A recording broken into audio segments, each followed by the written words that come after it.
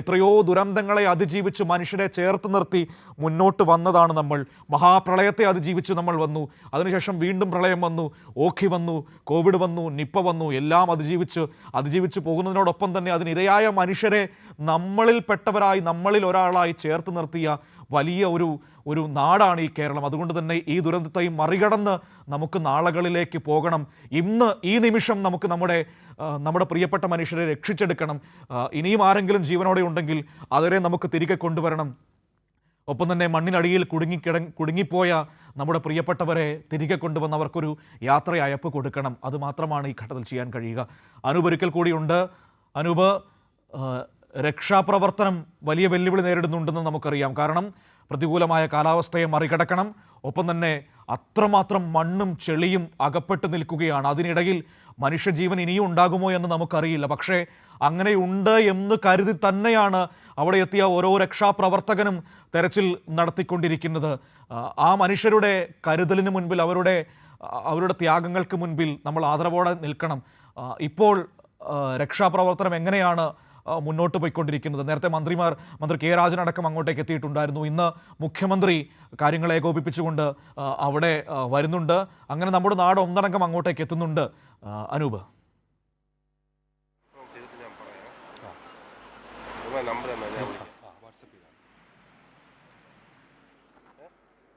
അനൂപ് കേൾക്കാമോ? മനു, തീർച്ചയായും മന്ത്രി കെ രാജൻ ഉൾപ്പെടെയുള്ളവർ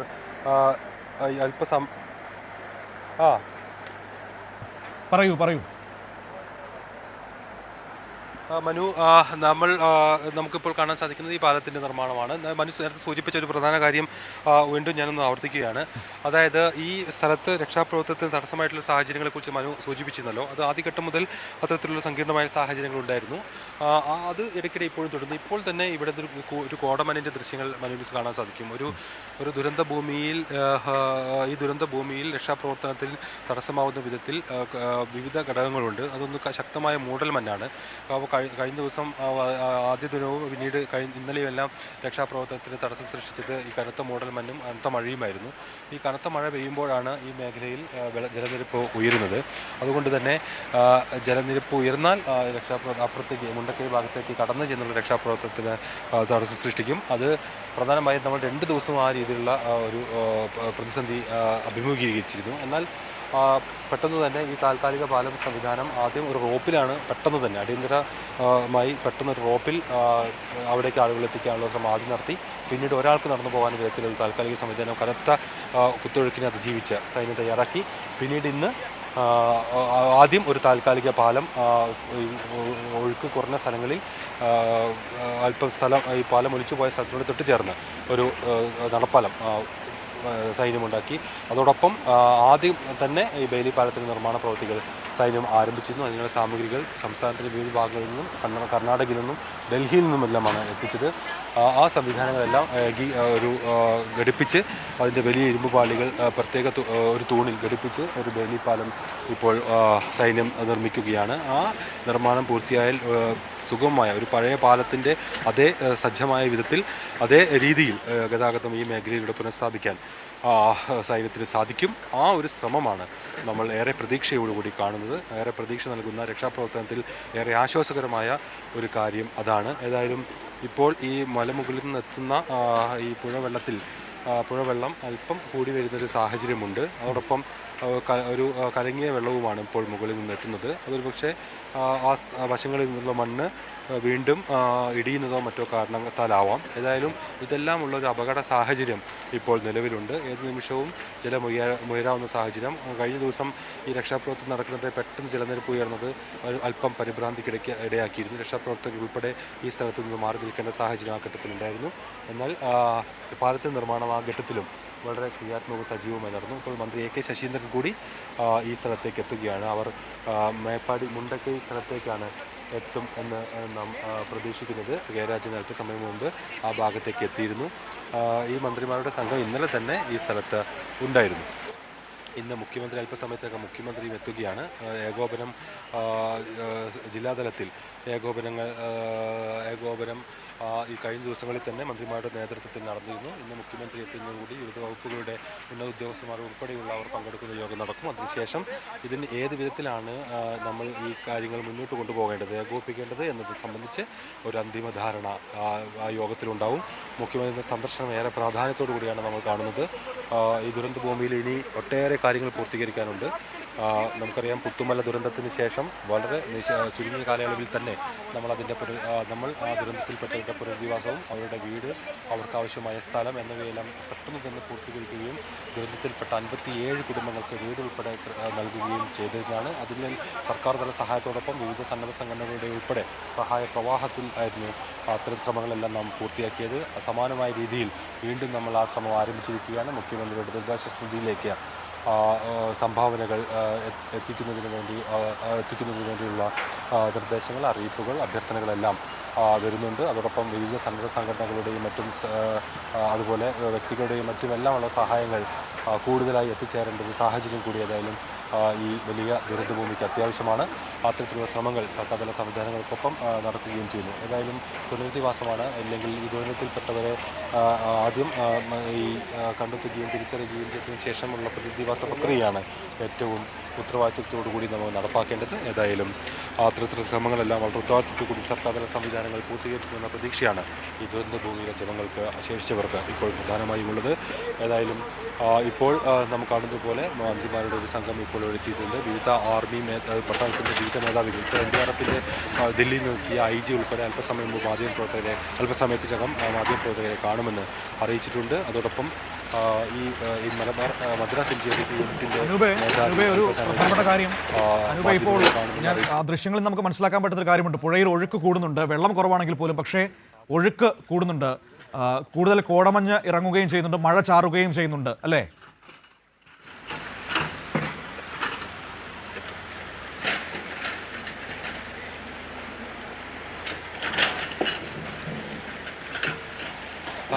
വെള്ളം കൂടി വരുന്നത് നമുക്ക് ദൃശ്യങ്ങളിൽ തന്നെ കാണാം.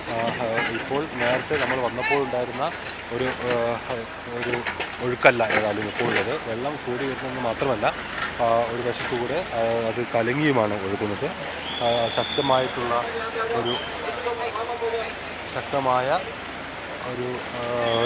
മഴ മലമുകളിൽ പെയ്യുന്നുണ്ട് എന്ന് നമുക്ക് മനസ്സിലാക്കാൻ. ഇപ്പോൾ ഈ സൈന്യം ഈ പാലം നിരക്കി നീക്കാനുള്ള ശ്രമം ആരംഭിച്ചിരിക്കുകയാണ്. അവർ പ്രധാനമായും ഇപ്പോൾ നടത്തുന്നത് ആ അരികിലേക്ക്, അതായത് മുണ്ടക്കൈ ഭാഗത്തോട് ചേർന്നുള്ള അരികിലേക്ക് കൂടുതൽ ഈ ഇതിൻ്റെ പാലത്തിൽ നിരക്കി നീക്കാനുള്ള ശ്രമമാണ്. അതെല്ലാം ഒരു പ്രത്യേക എഞ്ചിനീയറിംഗ് വൈഭവത്തോടു കൂടിയാണ് അവർ ചെയ്യുന്നത്. പെട്ടെന്ന് തന്നെ ഇതിൻ്റെ നിർമ്മാണം പൂർത്തിയാക്കി യുദ്ധകാലാടിസ്ഥാനത്തിൽ സൈന്യം എന്ന് വേണം നമുക്ക് മനസ്സിലാക്കാൻ. സൈനികർ അതിനുള്ള ഒരു ക്രമീകരണം നടത്തുകയാണ്. അത് പ്രത്യേകമായി നിരക്കി നീക്കിയാണ് അത് അങ്ങേയറ്റത്തേക്ക് എത്തിക്കുന്നത്. നമുക്കറിയാം, വലിയ ഭാരം താങ്ങാൻ ശേഷിയുള്ള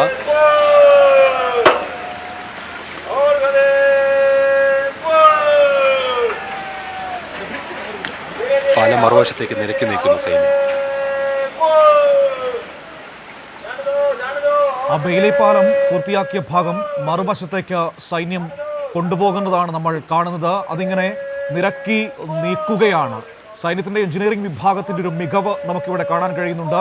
190 അടി നീളമുണ്ടായെന്നാണ് മനസ്സിലാക്കാൻ കഴിയുന്നത്. ഒപ്പം തന്നെ 24 ടൺ ഭാരം ഈ പാലത്തിൽ കയറ്റാൻ കഴിയുമെന്ന് മനസ്സിലാക്കുന്നു. ചുരുങ്ങിയ സമയം കൊണ്ട് ഒരു വലിയ പാലം തയ്യാറാക്കിയിരിക്കുന്നു നമ്മുടെ സൈന്യം. ഇപ്പോൾ നമ്മൾ ദൃശ്യങ്ങളിൽ കാണുന്നത് മുഖ്യമന്ത്രി വയനാട്ടിലേക്ക് പോകാനായി ഇറങ്ങുന്നതിൻ്റെ ദൃശ്യങ്ങൾ കൂടിയാണ് നമ്മൾ കോഴിക്കോട് നിന്ന് തത്സമയം കണ്ടുകൊണ്ടിരിക്കുന്നത്. കോഴിക്കോട് നിന്ന് തത്സമയം കാണുകയാണ് മുഖ്യമന്ത്രി വയനാട്ടിലേക്ക് പോകാനായി ഇറങ്ങുന്നതിൻ്റെ ദൃശ്യങ്ങൾ. ഇപ്പോൾ നമ്മൾ സ്ക്രീനിൽ വീണ്ടും വയനാട്ടിലേക്ക് നമ്മൾ തിരികെ എത്തുമ്പോൾ നമ്മൾ കാണുന്നത് ആ ബെയിലി പാലം സൈന്യം നിരക്കി നീക്കി മറുവശത്തേക്ക് നീക്കിക്കൊണ്ട് പുഴയ്ക്ക് കുറുകെ ഉറപ്പിക്കുന്ന ദൃശ്യങ്ങൾ നമ്മൾ കണ്ടുകൊണ്ടിരിക്കുകയാണ്. ഒരൊറ്റ തൂണിലാണ് ആ പാലം പുഴയിൽ സ്റ്റാൻഡ് ചെയ്യുന്നത്. വെള്ളം അധികം കയറാത്തൊരു ഭാഗത്ത് വലിയൊരു തൂണിൽ ഉറപ്പിച്ചിരിക്കുന്ന ബെയിലി പാലമാണ് നമുക്ക് കാണാൻ വേണ്ടി കഴിയുന്നത്. മേലെ മുണ്ടക്കൈയിലേക്ക് പുഴയ്ക്ക് കുറുകെ സൈന്യം ഒരു പാലം കെട്ടിയിരിക്കുന്നു. അല്പസമയത്തിനകം തന്നെ അത് പൂർണ്ണമായ രീതിയിൽ ഉപയോഗപ്രദമാകും. അത് ഉപയോഗപ്രദമാകാൻ കഴിഞ്ഞാൽ, അത് പൂർണ്ണമാക്കാൻ കഴിഞ്ഞാൽ 24 ടൺ ഭാരം അതിലൂടെ കയറ്റി മറുവശത്തേക്ക് പോകാനുള്ള സംവിധാനം ആണത്. വെള്ളം ഉയർന്നാലും നമുക്ക് അപ്പുറത്തേക്ക് കടക്കാൻ കഴിയുമെന്നതാണ്. ഒരു വെല്ലുവിളിയെ കൂടി നമ്മൾ മറികടക്കുകയാണ്. മറുവശത്തേക്ക് എത്താൻ മേലെ മുണ്ടക്കൈ ഭാഗത്തേക്ക് എത്താനായി തൊട്ടരികിൽ സൈന്യം തീർത്ത താൽക്കാലിക നടപ്പാലവും നമുക്ക് കാണാൻ കഴിയുന്നുണ്ട്. അതിലൂടെ വെള്ളം കുത്തൊഴുകുന്ന സമയത്ത് പോകാൻ കഴിയില്ല. പക്ഷേ ഇപ്പോൾ തീർത്തിരിക്കുന്ന ഈ ബെയിലി പാലത്തിലൂടെ നമുക്ക് മറുവശത്തേക്ക് അനായാസം കടന്നു പോകാൻ കഴിയും എന്നതാണത്. അതിൻ്റെ ഓരോരോ ഭാഗങ്ങൾ വീണ്ടും കൊണ്ടുവരുന്നതാണ് നമ്മൾ കാണുന്നത്. എത്രയോ കിലോ വെയിറ്റുള്ള ഇരുമ്പ് ഭാഗങ്ങളാണ് സൈന്യവും സന്നദ്ധ പ്രവർത്തകരും ചേർന്ന് ചുമന്നുകൊണ്ട് മറുവശത്തേക്ക് പോകുന്നത്.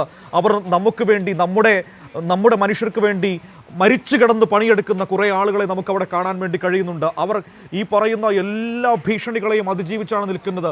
ഒരു ദുരന്ത ഭൂമിയിൽ എന്തും ഏത് നിമിഷവും സംഭവിക്കാമെന്നൊരു സാഹചര്യത്തിൽ അതിനെയെല്ലാം മറികടന്നുകൊണ്ട് നമ്മുടെ മനുഷ്യർക്ക് വേണ്ടി പണിയെടുക്കുന്ന അവരാണ് നമ്മളുടെ റിയൽ ഹീറോസ്, നമ്മുടെ കാവൽക്കാർ എന്ന് നമുക്ക് അവരെ അർത്ഥം തെറ്റാതെ വിളിക്കാം. നമ്മൾക്ക് വേണ്ടി കാവൽ നിൽക്കുന്ന മനുഷ്യരെ, നിങ്ങളെ ഞങ്ങൾ സ്നേഹത്തോടെ ഞങ്ങളുടെ ഹൃദയത്തോട് ചേർത്ത് നിൽക്കുകയാണ്. നിങ്ങളുടെ ഈ അധ്വാനം ഞങ്ങൾക്ക് വേണ്ടിയുള്ളതാണെന്ന് തിരിച്ചറിയുന്ന നിമിഷത്തിൽ ഞങ്ങളിങ്ങനെ ഏറ്റവും സ്നേഹത്തോടെ ആദരവോടെ നിങ്ങളുടെ മുന്നിൽ തലകുനിച്ച് ഈ നാടൊന്നടങ്കം നിന്ന് പറയുകയാണ്. സ്നേഹത്തോടെ തൊഴുകയ്യാൽ നിൽക്കുന്നു എന്ന് പറയേണ്ടി വരും. ഞങ്ങൾക്ക് വേണ്ടിയാണ് ഞങ്ങളുടെ കൂടപ്പറപ്പുകൾക്ക് വേണ്ടിയാണ് നിങ്ങൾ ഇത്രയും ദൂരം വന്ന് ഈ ദുരന്ത ഭൂമിയിൽ ഈ അധ്വാനം ചെയ്യുന്നത്. ആ ബെയിലി പാലം ഏകദേശം പണി പൂർത്തിയായി കഴിഞ്ഞിരിക്കുന്നു. മറുഭാഗത്തെ കുറച്ച് പണികൾ കൂടി കഴിഞ്ഞാൽ അതിലൂടെ സഞ്ചാരയോഗ്യമാകും, അതിലൂടെ കടന്നു പോകാൻ കഴിയും. അങ്ങനെയാണെങ്കിൽ മറുവശത്തേക്ക് കുറച്ചുകൂടി എളുപ്പത്തിൽ യാത്ര സാധ്യമാകും രക്ഷാപ്രവർത്തകർക്ക്, രക്ഷാ സംവിധാനങ്ങൾക്ക് എന്നത് കൂടുതൽ വേഗം പകരുന്നുണ്ട് ആ രക്ഷാപ്രവർത്തനങ്ങൾക്ക് എന്ന കാര്യത്തിൽ സംശയമില്ല.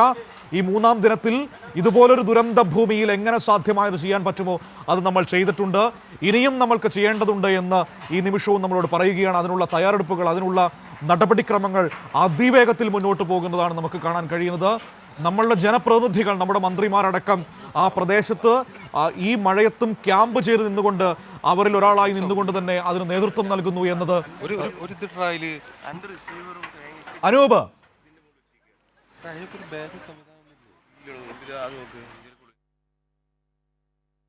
അനൂപ്, പറയാം. അനുവിന് ടെലിഫോൺ കട്ടായിരിക്കുന്നു.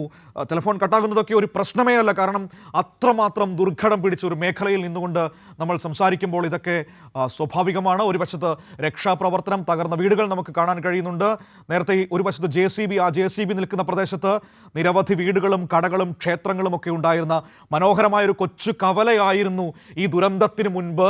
അതിനുശേഷം ആ പുഴ വഴിമാറിയെത്തിയ ആ മനുഷ്യരുടെ സ്വപ്നങ്ങളുടെ മുകളിലേക്ക് കല്ലും മണ്ണും ചെളിയുമായി ആഞ്ഞടിച്ചെത്തിയപ്പോൾ ഒഴുകിപ്പോയത് നിരവധി മനുഷ്യരാണ്, നിരവധി ഓർമ്മകളും സ്വപ്നങ്ങളുമാണ്. അതെല്ലാം ഇപ്പോൾ ഒരു ദുരന്ത ഭൂമിയായി മാറിയിരിക്കുന്നു എന്നതാണ്. എത്രയോ മനുഷ്യർ സന്തോഷത്തോടെ ഇരുന്ന ഇടങ്ങളാണ്. അവർ അവിടെ ഇരുന്ന് വർത്തമാനം പറഞ്ഞ്, വാർത്തകൾ കേട്ട്, പത്രങ്ങൾ വായിച്ച്, നാട്ടുകാരോട് സംസാരിച്ചിരുന്ന ഇടങ്ങളാണ്. അതാണിപ്പോൾ ഒരു ദുരന്ത ഭൂമിയായി, കല്ലും മണ്ണും ചെളിയും മാത്രം അവശേഷിക്കുന്ന നരകതുല്യമായൊരു ഇടമായി മാറിയിരിക്കുന്നത്.